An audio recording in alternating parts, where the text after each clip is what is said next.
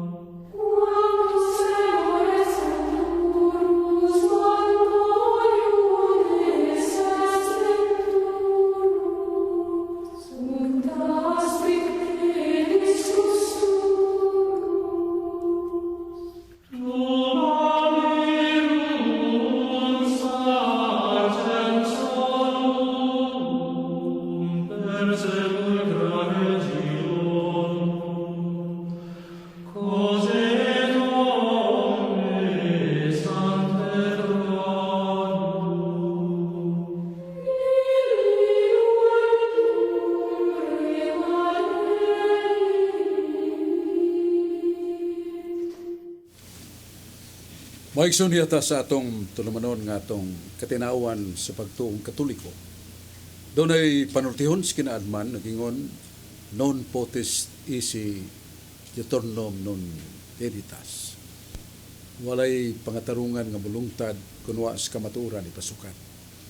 Mo'y hinungdan nga sa atong mga pagtukaw, pagpanlibasog, pagpangita sa kaluwasan, ang atong malig-on o di masipyat, di mapakyas nga giya maong Espiritu Santo o ang Espiritu Santo mugna hinagi sa gahom sa Diyos niningan lang natong sagrada skriptura wala ang kasulatan. Sa Sirach 34:8 nagingon nga aglabing gamhanan sa tanang kahibaw maong pulong sa Diyos o ang labing kataas sa tanang kaalam mao mga pong niguwa sa baba sa Diyos. Mao na nga di malalis o di nato matarog nga ang puong sa Diyos ang kasulatan maong labing malig-on nato nga gabayan sa kaluwasan. Pero the church and the Bible go together. Nga ang Biblia o ang iglesia mag-uban kanunay.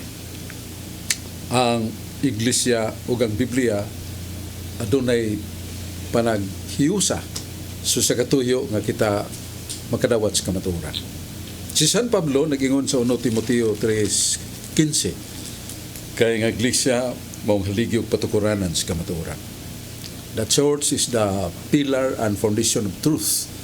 Mao nga dili mapakyas ang kasulatan nga ang Biblia dunay kauban.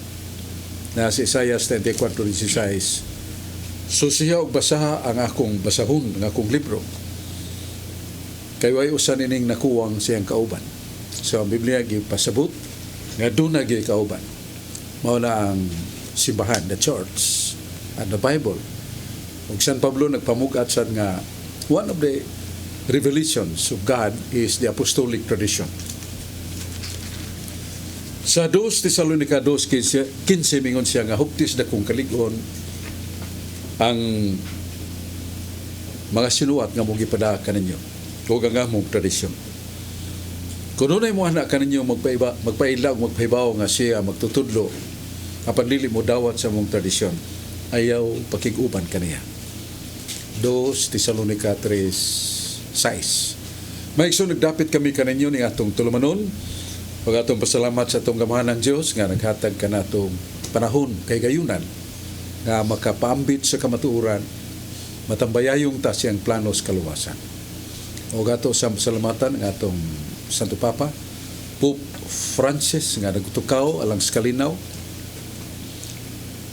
Ang atong Arsobispo, iyang Ekscelensya Jose Serafia Palma, kadaghang kayo kipakatag ng mga kayuhan sa Archdiocese of Cebu, labi na sa spirituality.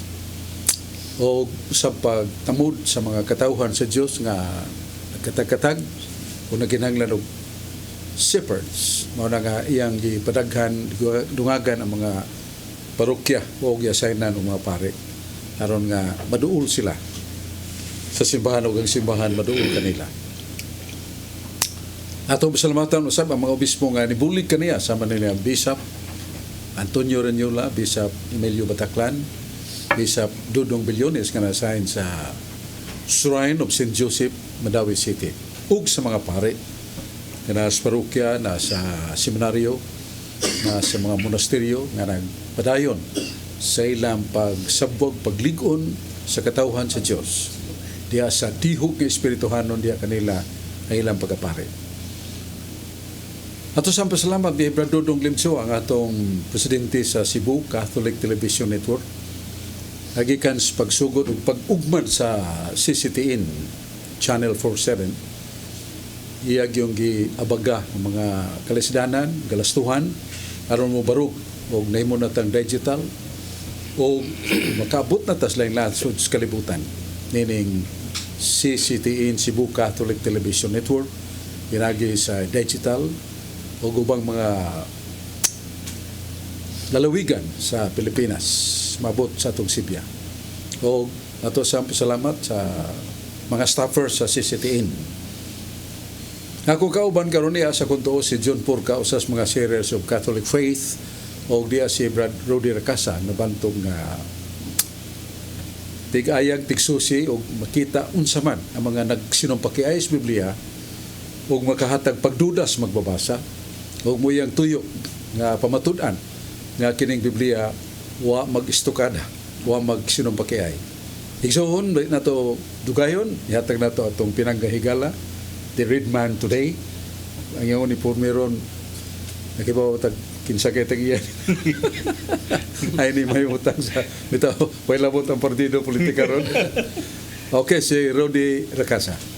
Salamat Bransok ug manghapon sa tanan natong mga televiewers kutob sa maabot ni ining Maong Sibya, labi na gyud sa Bamboo Village, Basak Pardo, Cebu City. Nila ni Jocelyn Cañete, P. Villamor ug ni Laika and Evelyn Racasa. Maayong paglantaw kanatong tanan. Karon Bransok, arita sa kasulatan sa Jeremias 10:10. But you, O Lord, are the true God. You are the living God and the eternal King. Apan ikaw o Ginoo mao ang matuod nga Dios. Buhi ka og hari hangtod sa kangturan. Jeremias versikulo 10, chapter 10. Sa Salmos 91:11, sa mayong balita Biblia nagkanayon, pabantayan ka sa Dios sa iyang mga anghel aron pagpanalipod kanimo bisag asa ka paingon. Salmos 91:11, klaro kayo nga ang Dios dunay anghel nga mobantay kanato ang tanan. Sa Ecclesiastes 1:4, ang usa ka kaliwatan mutungha og unya mahanaw. Og mutungha na usab ang laing kaliwatan, apan magpabilin nga mao gihapon ang kalibutan. Ecclesiastes 1:4, ningon ang Dios nga ang kalibutan magpabilin nga mao lang gihapon. Sa Marcos 13:31, sa maayong balita Biblia nagkanayon, ang langit ug ang yuta matapos, apan ang akong pulong dili gayud mapakyas. Klaro kayo nga ang langit ug ang yuta matapos.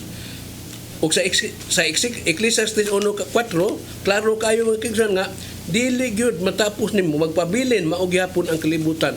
Akong pangutana ani Bradsok, wa ka ni magkasumpaki Bradsok kining Marcos 13:31 ug Ecclesiastes 1:4? Paliw ko na kog patin-aw ani Bradsok. Salamat kay Brad Rudy sa imong nalantawan o tingkay nakita des Biblia nga mayon nato nga nagsumpaki ba kay sa Ecclesiastes 1:4 imong gipahayag o gibasa sa kasulatan nga kining kalibutan nga atong ipuyan, ang mga lumulupyo og kaliwatan magpuli-puli, humanso sa kakaliwatan pulihan sa laing kaliwatan, mabutang laing kaliwatan pulihan sa laing kaliwatan, pero ang yuta magpabilin, kalibutan magpabilin. Pero may buong takay sa Ebanghilista San Marcos Aluhan 13:31 nagingon, mahanaw ang langit ug yuta, apan ang akong mga pulong dili mapakyas. So gisgutan ni Jesucristo, girecord ni San Marcos Aluhan 13:31 nga mahanaw ang langit ug yuta. Ya, usa man ning sa Ecclesiastes nga di man mahanaw. Kaliwatan naman magpuli-puli. Pero ang kalibutan, ang yuta nga itong ipuyan, the globe or the earth shall continue forever. So, kita na to ang contradiction. So, ang uban mingon, tanawa. O, naipruiba nga ang Biblia, dili gyud gilamdagan si Espiritu Santo magsusulat, kay nagsumpake man. Sinungayay man na sa mga baka pa. Ang atong tubag niya na, di na may tabo nga ang balaang kasulatan na nagsumpake.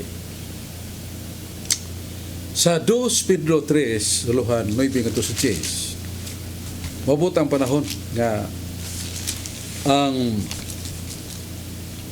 kalibutan maganto sa daghang katalagman.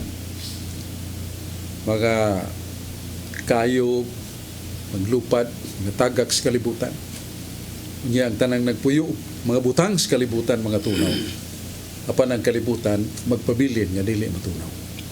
So, unsa di ay ang may tabo sa panahon sa ngalan na to, kung dili mapugnan sa tibuok katawhan nga maghimog usa ka pagbag-o sa kinabuhi, following the rules of God, the rules of love.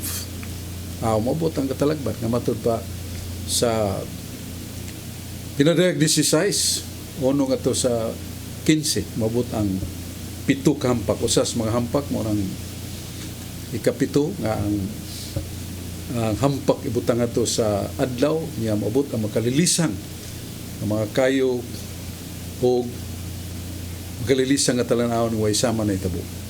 So, muna ang ipasabot sa 2 Pedro 3:10. Pero, wapa na ito matubag, kanang ingon nga, mas mahanaw pang langit o yuta, kapag nga kung pong di mapakyas. Abot sa na Brother Rudy, nga, kung mahitabo, nga ang uwak mahimong puti, kaya wag mag-iuwak ang puti, black mo na. Ha? Kining, mahitabo nga ang uwak nga itong maputi. Nungka, kaya kung mga puong adunay kausaban. Siya pa yun, apan nga kung puong di mapakyas, ang ipamugat niya na mo nga, the continuity, the immutability of the truth of God shall continue forever. Ang kamatuuran siya mga pulong di mausab padayon. So, kanang paingon ni Kristo, mas mahanaw pang langit o yuta, pero mas maputi pa ang kaitom sa uwak nung ka nga mausab ang iyang kamatuuran. Pasabot nga kanang San Marcos 13:31 nagpahimugat na nga ang langit ug yuta di gyud mahanaw. Kay no man ang pung Ginoo di man mapakyas. Ang Ecclesiastes 1:4, ang kaliwatan moabot pulihan sa laing kaliwatan moabot pulihan sa laing kaliwatan, pero ang kalibutan magpadayon walay katapusan.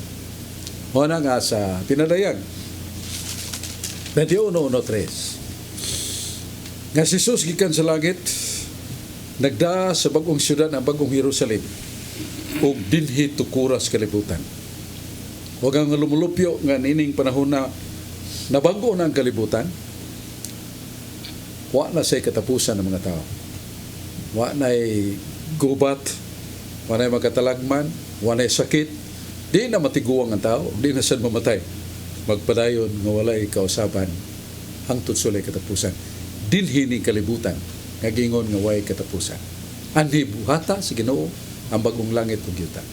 Nana sa kining pinadayag 21 versikulo 1 hanggang 3. Mo na ato'y katubag sa may pangutana ni Brad Rudy. Salamat sa iyang mga pagsusi nga dunay makita nato nga daw contradictories in the statements of the Bible. Wala ginay contradictories. Kaya ito paminahon si Brad John Porca. Daghang salamat Brad Sok o sa nagsunod nato ng programa tinawan sa Channel 47, labi na diya sa Marigondon ug Mapuhon sa Basak Merkado, Lapu-Lapu City. So anha po natong Bible study diya nga nagsaulog na itong Merkulis de Brad Sok sa 1 year nila nga pagsugod sa mong Bible study. Nya salamat sa nanambong no nya nila ni Romeo Danyo sa mga support nato dito nya sila si nuling ko din sa Mabulo, si Joseph Pares o si Monsignor Kasarin, maminaw po sila ni dinhi niya labi na sa atong pura paruko na si Reverendo Bini Tao. So mayong hapon pag-usab ang akong pangutan na Bradsok nagingon kanang mga tao nga muingon nga dili kuno sila mutuo niya ng Biblia nga pulong sa Dios kay tao lamang kuno ang nagsulat niya na unsaon man nato pagtubag kining kasiya sa pangutana o pagpasabot Bradsok. So mo ni angay natong patinawan nga kining Biblia daw dili ni pugos Ginoo kay sinuwat mas mga tao. Daghang mga sinuwat sa mga bantugang mga tao, mga naila sa malantip nga kaisipan sa pagsuwat o mga libro. Pero ay makatupong sa balaang kasulatan kung Biblia. Tungod sa duha ka dakong butang nga nitabo nga matukma og nasud sa Biblia ang pagpadayag niya na. Ang mga propesya, the prophecies. Ikaduha, the resurrection of Christ. Mao ni ang mga dagkong ebidensya pag matuon nga the Bible is truth. May imagine nato nga mga 1,000 ka tuig. Doon ay mga 800 ka tuig milabay. Mga prophets nagtugan sa kapamahayag sa mga 1,000 pa katuig wa pa matawo sa Kristo. Nagtagna na sila. Mabitaw to doon ay mga tuo kamago, mga pantas nga nangita gyud sa manunubos. Doon na sila kugalingong orakulo, the oracles, nga kituan nila nga given by someone above, sama sa balang kasulatan. Palitan dia sa Isaiah 7:14. Ngayon nga ang Diyos gyud mo'y muhimo nining mong milagro kung timaan. Ang birhen manamkon. Ang birhen manganak ug usa ka anak nga lalaki. Pagkatagon og Emmanuel nga naghulugan Dios nga kauban nato. Panahon sa mga 8 ka tuig wa pa man tawo sa Kristo, 8 ka gatos ka tuig wa pa man tawo sa Kristo. Gipahayag na. Kinsa man ang maong birhen nga gisgutan nga naitabo sa New Testament age nga nag-ano Domini mga katuigan panahon ni Kristo. Mao si Birhen Maria.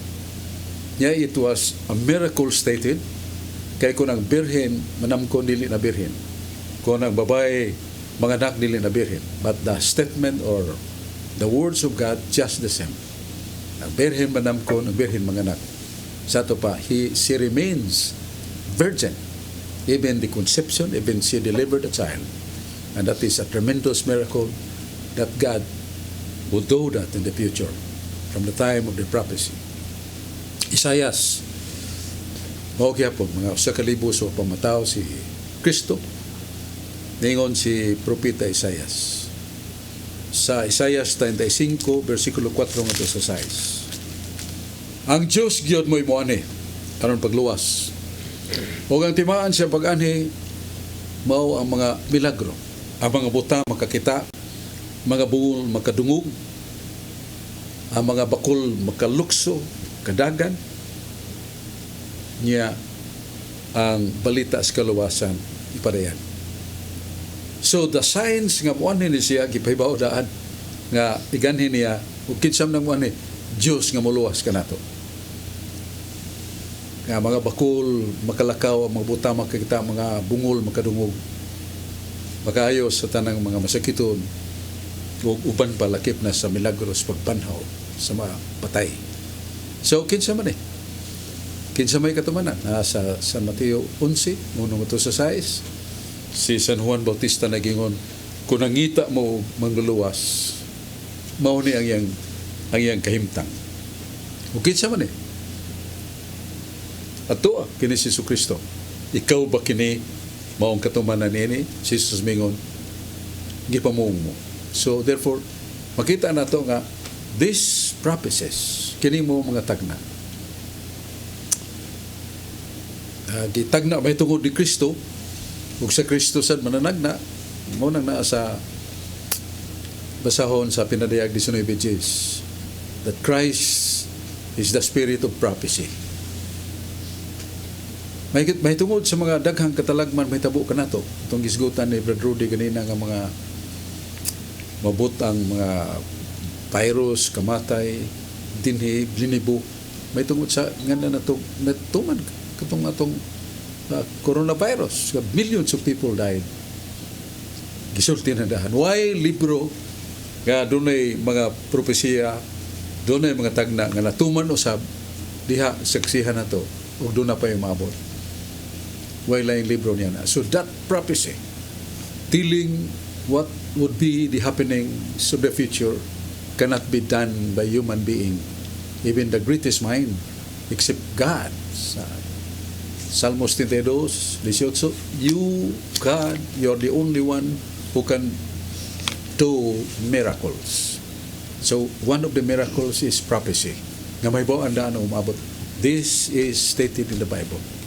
This is the proof that the Bible is really true.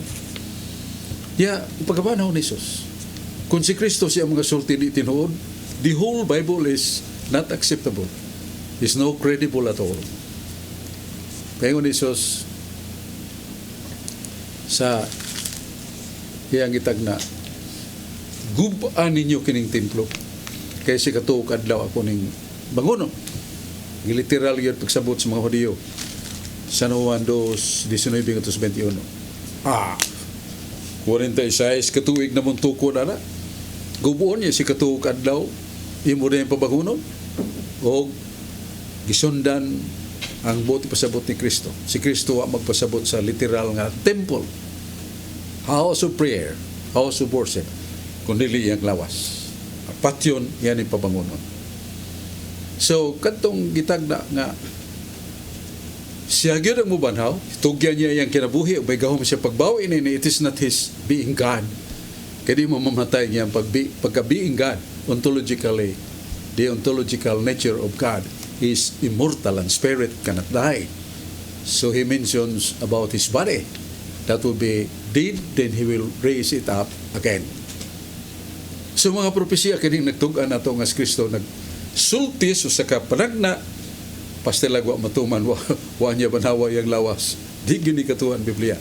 So with these 2 points that I have stated, moni proba this book, the Bible, is infallible. We shall believe because this contains the truth. Sa Daniel 6:21, the book of truth, this is the Bible. So bulahan kayo ta. Diya sa mga baligyanan sa mga libro, kapalita sa Sagrada Scriptura, the Bible, keep it, read it every day, particularly the New Testament, and you will be replete with hope, faith, and love for God. Natubag na to ang pangutanan ni Brad John Purka. Salamat kayo niya. Brad Rudy, i-receive niya ng imong laing pangutana. Kaya doon na po tayo mga mayroong pahibao atong lantaon karon dayon.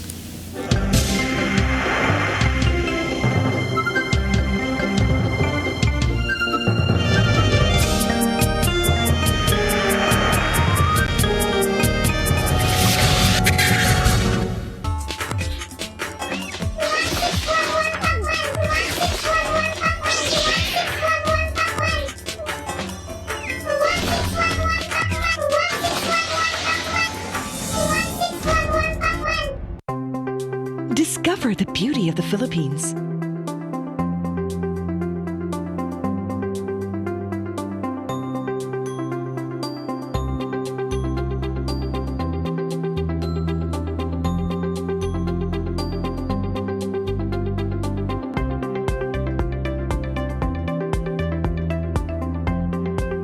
With Philippine Airlines, the country's flag carrier.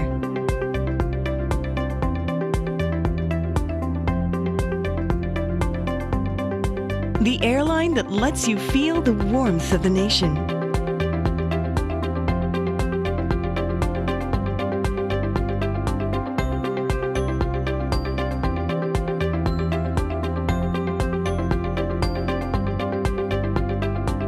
Mabuhay!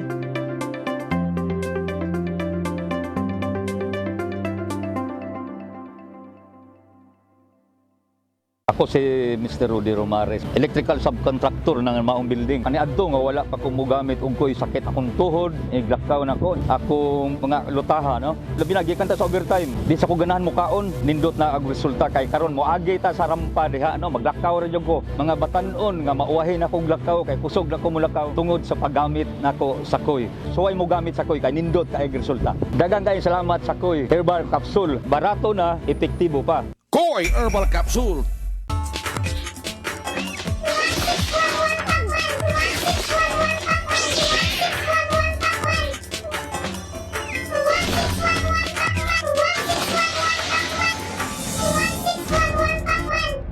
Mayor Mike Rama, Mike Rama, Mayor Mike Rama sa pagka-mayor atong suporta kano paluyuhan kang Mayor Mike Rama kitang tanan. Mike Rama, Mayor Mike Rama, Mike Rama, Mayor Mike Rama sa pagka-mayor atong suporta kano paluyuhan kang Mayor Mike Rama kitang tanan.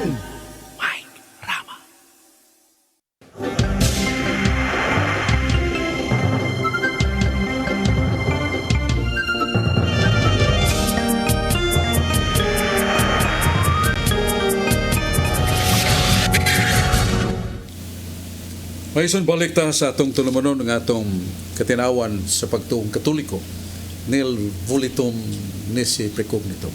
Dili ta makaigugma sa tinuhuan kuno tay kabangkaakan. Di ta ganahan mo practice sa pagtuong pagbansay nga wa tay kahibaw unsay kahulugan. Mura niya na atong tulumanon katinawan sa pagtuong Katoliko. Yes, di pa ta malimot do natay social concern diya sa Talisay City, Cebu, Philippines. Usa ka batan-on nga mayor nga nakadawat og award. One of the 5 mayors of the whole country. Nga ang gibasihan mao pag-alagad o pagtabang sa panahon sa mga pandemya, panahon sa bagyo, o death, o guban pa, nga nag-amuma sa mga tao nga nagkinahanglan labi na sa kabus. Ang maong batan-on nga mayor mo si Samsam Golias. Unya, usa sa nakapalipay kayo sa katawhan mao ang Talisay College nga gitimbrihan ipirmahan ni Presidente Rodrigo Duterte nga way bayad ang tuition fee, way bayad ang miscellaneous fee o hinuon ang mga sweldo sa mga kawane sa presidente sa Talisay College giabaga sa local government. Lipay kay mga tao karong Mayo. Doon ay 4,243 ka mga batanon nga mograduar gaway gilangkat sa ginikanan sa ilang kalisod kay ang ilarang gastos maginikanan pliti ra gyud baon pero ang tuition fee wa daghan kayo mga batanon sa Talisay nga na edukado graduar daghan kayo makakita ng trabaho. Salamat kayo sila sa mayor nga nabagan usab sa mga councilors nga ligdong o mga buutan, Vice Mayor si Chuy Asnar, si Rocky Bass, si Lito Bacalso, si Rudy Cabigas, si Maning Cabriana, si Danny Caballero, si Lister Daan, si Ferds Rabaya, Gail Stauro, Ophelia Ilanan, natural usasan ka buutan nga daghang nahimo og usab kasaligan si Idigol Golias. Kini likon kayo. Nagpasalamat sila sa maong grupo daygon ang Ginoo. Salamat sila ang team ni Mayor Samsam Golias. Saludo ta. Yes, pagkakaroon niya ang atong balikon na to sa Brad Rudy Racasa. Muna yung ganda na to, the man who searches the Bible and discovered there are contradictions in the Bible. Muna itong pamirahon si Brad Rudy Racasa. Salamat Brad Sok ug may hapon sa tanang natong mga televiewers kutob sa maabot niining maong Sibya labi na gyud sa Sitio Laguna, Basakdo, Cebu City nila ni Riri Stauro, Laika Racasa ug ni Roberto Baculi. Maayong paglantaw kanatong tanan. Karon Brad Sok aditas kasulatan sa Juan 13:3 Jesus knew that the Father had given him complete power. He knew that he had come from God and was going to God. Nasayod si Jesus nga gitugyan kaniya sa Amahan ang tanang gahom ug siya gikan sa Dios ug muadto sa Dios. Juan 13:3 klaro kaayo nga gitugyan ang tanang gahom sa Amahan ngadto sa iyang anak ka si Jesus. Sa Mateo 7:12 sa mayong balita Biblia nagkanayon, buhata ngadto sa uban ang buot ninyo nga ilang buhaton nganha kaninyo. Kini ang kahulugan sa balaod ni Moses sa pagtulunan sa mga propeta. Mateo 7:12. Sa Lucas 9:23 miingon si Jesucristo, kung may buot mosunod kanako, kinahanglan magdumili siya sa iyang kaugalingon, magpasan sa iyang krus sa tanang adlaw ug magsunod kanako. Lucas 9:23. Ang akong pangutana ani Badsok, unsa may buot ipusabot ani Badsok nga magpasan man ta sa krus sa tanang adlaw ug mosunod ta Jesucristo, paliw ko nagug patin-aw ani Badsok. Salamat kay Brother Rudy si mong may pangutana. Kini usa ka ehemplo nga dili nato sabton kanunay nga Biblia sa literal. Kay siunan ka ng kadtong mosunod kanako, magpasaan siyang krus kada adlaw, niya magdumili pagid siyang kugalingon kada adlaw. Mao na aming Brother Rudy sa maning mangita na kita ining panday nga katong kamo kamong muhimong cross nga gaan pasaan mo kada. By the way, the cross is a very important word in the Bible. Kay sa Ezekiel kapitulo 9 4 nga to sa 6 may buong ta sa Jerusalem Bible ni. Ang Dios mayngon sa mga anghel, latas kamo sa syudad og bisan kinsang taong inyong hitagbuan, babae ug lalaki, markahay cross nga ilang agtang. Ug sa inyong pagbalik, kuno na mga taong way marka nga cross ilang agtang patya. So that was the order of God. Nobody can question whether God commits error or sin. No, because He is infallible. So, may nungdanon to, nga nga ipapatik man ang cross agtang. By the way, ang background anang ipapatik mao ang letter Thau. That is the last letter of lingua Hebraica. Pero kanang letter nga Thau, pareha ganda sa atong letter T, small letter, na ipinabuhos na ibabag. So, giklaro sa Jerusalem Bible, cross. Muna nga sa 1 Corinto 1, 18-19 na ingon, o 24. Alang sa nangwala ang cross, binuang, pero alang kanato nga giluwas, gahom sa Dios. O si Kristo maong gahom sa Dios. So the cross and Christ is identified. When you see the cross, that is Christ. And what is Christ? The suffering Messiah that came to us. He is the divine person who possesses the two natures, being God and being man. Diyos ug taong matuod. Niya kanang iyang pagka-Diyos ug taong matuod, naiusa na sa divine person nga wa magkaipon, wa magkasambog ug dili maunsa, and makes and impaired and transform. Fundamentals Catholic Dogma page 146. Mora ka tulukibon kayo kanang pagpasaan sa cross, buot na to dadon na to kanunay ang sugo ni Kristo. That is one of the meanings. Carry your cross, meaning obey the commandments of Christ. Ya ikaduha, suffer also like Christ. Atong antuson ang mga pagsuway na nasa Jeremias 42:6, kantigong mong mudawat sa mga maying tabo, may mong lawas, may inyong panahon, may inyong kalag, kantigong mong mudawat niya na katunisan pagdawat sa mga kalisdanan o kasakit. So doon na dahil akong kahulugan ang pagingon ni Kristo nga pasaan ang krus. Dili ni kahoy nga pubuos niya ipinababag niya kada adlaw magpasan-pasan tangan as carbon. Ano daghang mudayeg na to nga niya na ibagong Kristo na dili na mao. Ug katong kung iskutan the meaning of the cross, that is the commandments of Christ, that is the suffering like Christ, then that is also the mao ni ang daan nato padung sa langit. Muti atong tubag sa mangutana ni Brad Rudy Alcasa atong paminaon ning sa kabatanon si Brad Carlo Badenas usa sa mga serious Catholic Charismatic Youth Groups. Carlo Badenas. Daghang salamat Bradsok ug maayong hapon kanimo Bradsok ug sa atong mga sukintig paminaw sa atong programa ang katinawan sa pagtuong Katoliko. Unya Bradsok sa di pa ko mangutana Bradsok, greetings nako sa kuraparoko namo kaniadto si Father Antonio Murillo ug labi na gayud ni Brad Michael Cabonilas ug ni Brad Mario Agbo. Maayong pagtan-aw kanatong tanan. Ang akong pangutana Bradsok bahin sa kapistahan ni Senyor San Jose kay bag-o lang tang nagsaulog Bradsok ang atong simbahang Katoliko nagsaulog sa kapistahan ni Senyor San Jose. Ang akong pangutana Bradsok, kining kapistahan ni Senyor San Jose Bradsok, doon na ba tay basihan sa Biblia ni Bradsok kay nasayod kita nga kini si Senyor San Jose ang iyang ngalan Bradsok nasuwat man gyud na sa Biblia Bradsok. Ang akong pangutana Bradsok, doon na ba tay basihan sa Biblia nga atong pistahan si Senyor San Jose? Paliw ko papatinawan Bradsok.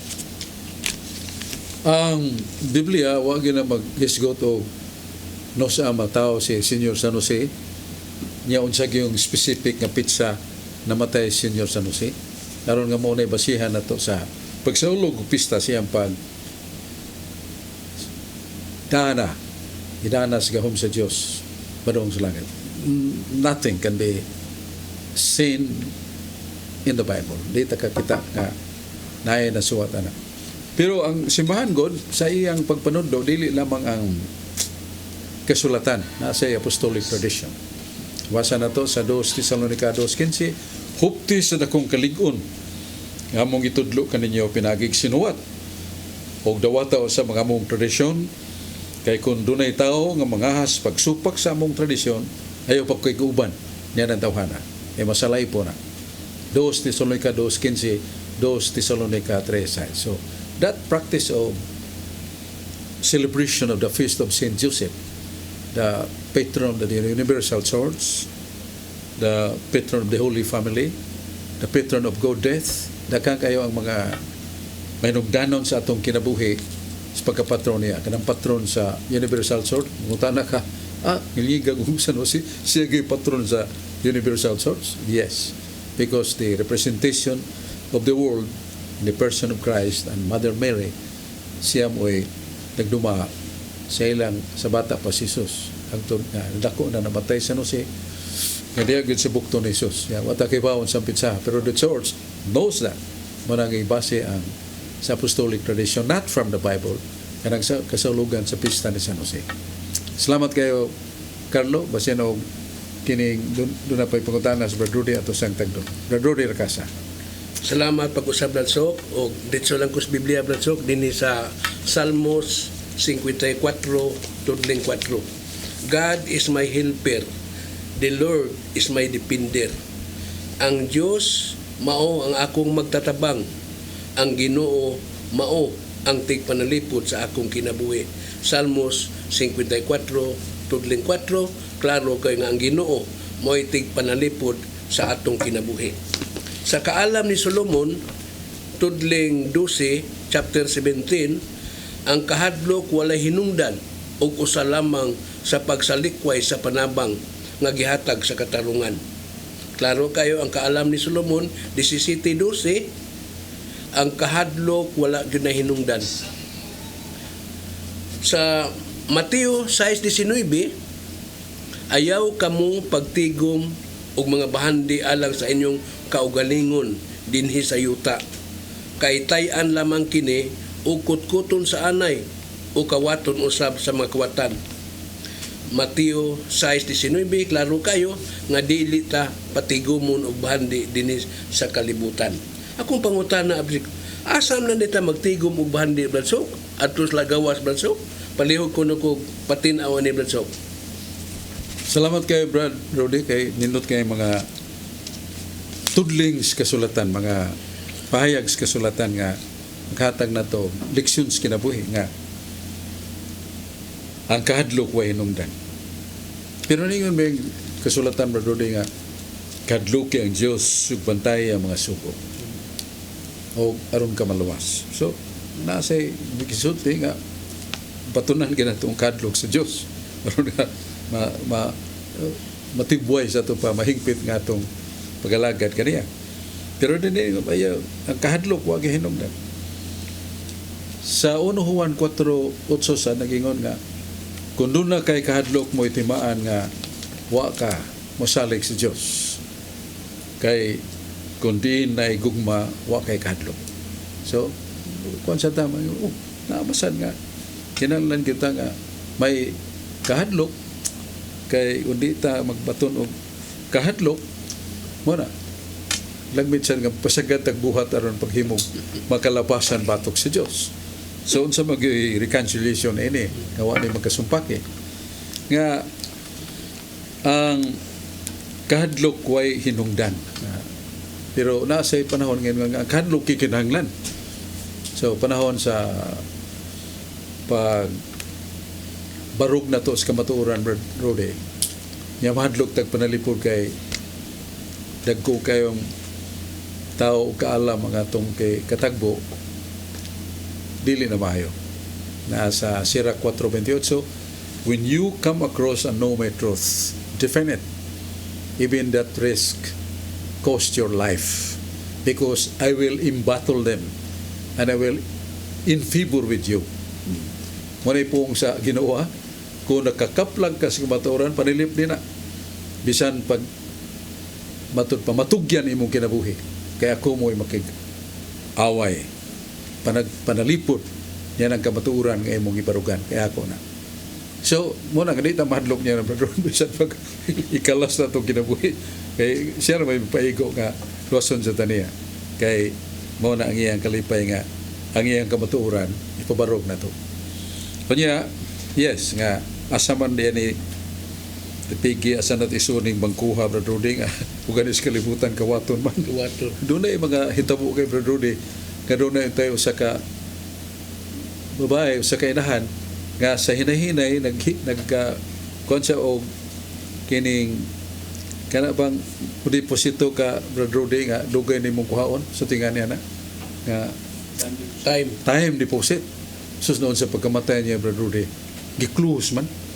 Ang manununod atong iyang time deposit, iyang bana kay Orman, butan talang Juana or Calixto Diboes. Nuwa, niyabot na patawag sa kamilyon, kaya wapit yun hibaw na yung bana nga hilom lang taon niya pag ang iyasang katong iyang certification atong time deposit, wasa di hungkong siya nga sa wagayan niya dapit. Ang nitabo na wa. So bisan na yung bangko radronia nga gisaligan na ito pagsaling nga kanang kwartaha, sila mo dipinsag manalipod nawa man gibutang dito closed. Kutanaw no kinsa may nag-close, ipakutana kini bang bangko doon na ba'y otoridad pag-close sa ka account, pag-close sa ka time deposit? No, ningon sila no. Then who did close it? Di sa sila matubang ningon ang hinitubang nga umabot na kayong panahon, pila ka tuig, amo na lang nang i-close. Pero among ipahibaw. Bisan sila yung nasod. Pero ang silingan sa bangko, or Calixto, wala pa ibawa. Pagkadakong, masamay ka nga na ito no, Brother. Marami ko ka, mag-time deposit ko sa bangko, lagbit, ma-discourage ka. Labi nagsimba ko, mag-una ka niya, mano mong paluna sa imong air, peligro kayo.